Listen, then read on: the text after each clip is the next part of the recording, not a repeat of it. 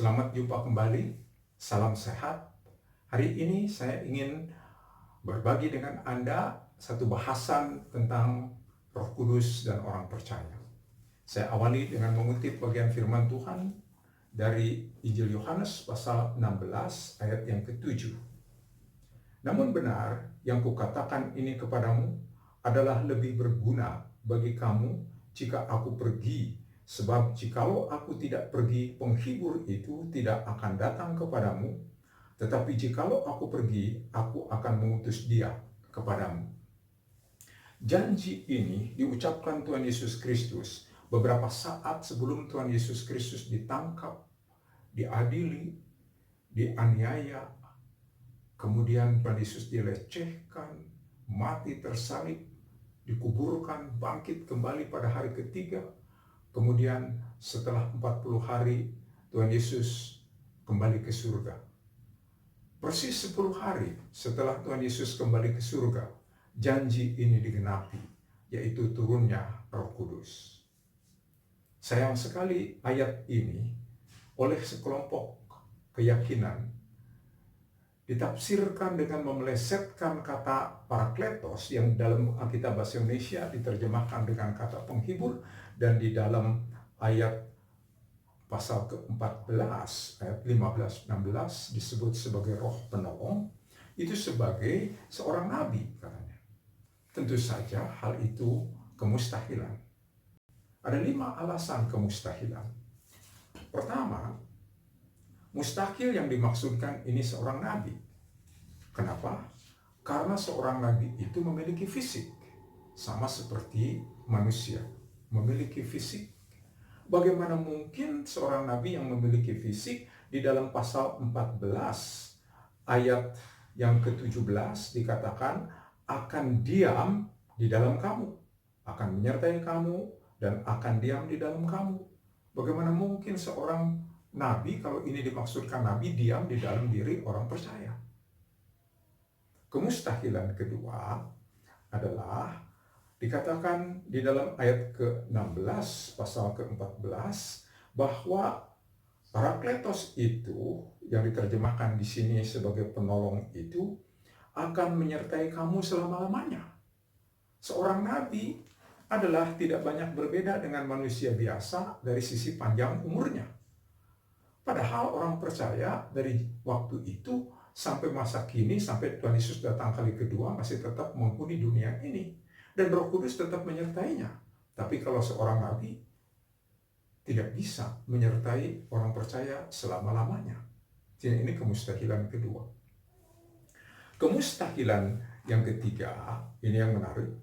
Kembali ke dalam pasal 14 ayat 16. Tertulis di situ, saya bacakan, aku akan meminta kepada Bapa dan Ia akan memberikan kepadamu seorang penolong yang lain.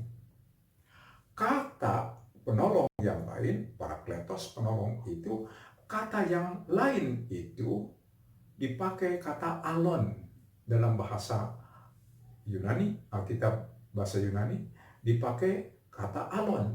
Artinya kata alon itu adalah yang lain namun sehakikat. Kalau yang dimaksudkan seorang nabi, tidak mungkin sehakikat dengan Tuhan Yesus, karena Tuhan Yesus itu ilahi.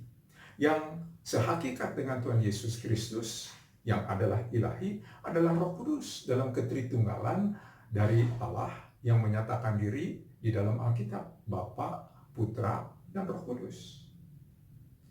Setelah Tuhan Yesus Kristus kembali ke surga, ada dilaporkan dalam perjanjian baru, nabi-nabi dan juga nabiah. Salah satu di antaranya misalnya Nabi Agabus. Tentu yang dimaksudkan di sini bukan Nabi Agabus atau Nabi siapapun, karena Nabi siapapun tidak sehakikat dengan Tuhan Yesus Kristus. Yang sehakikat dengan Tuhan Yesus Kristus adalah hanya Roh Kudus, sehingga jelas ini yang dimaksudkan adalah Roh Kudus. Nah, yang keempat yang disampaikan di sini adalah bahwa Roh Kudus ini akan menyertai orang-orang percaya, sehingga orang percaya itu akan mengingat hal-hal yang telah dikatakan oleh Tuhan Yesus, yang diajarkan oleh Tuhan Yesus Kristus. Dikatakan dia akan mengajarkan segala sesuatu kepadamu dan yang akan mengingatkan kamu akan semua yang telah kukatakan kepadamu.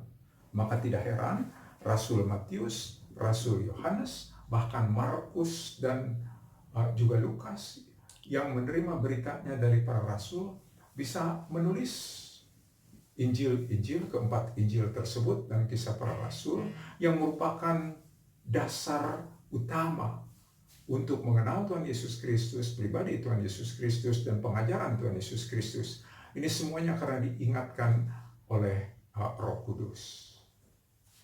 Nah, yang kelima, bahwa dikatakan juga di dalam ayat yang ke-17, diperbandingkan di sini, bahwa roh kebenaran itu dunia tidak akan menerimanya, dunia tidak akan melihatnya, tidak akan mengenalnya, tetapi kamu katanya akan mengenal dia, akan menerima dia, dan akan menyertai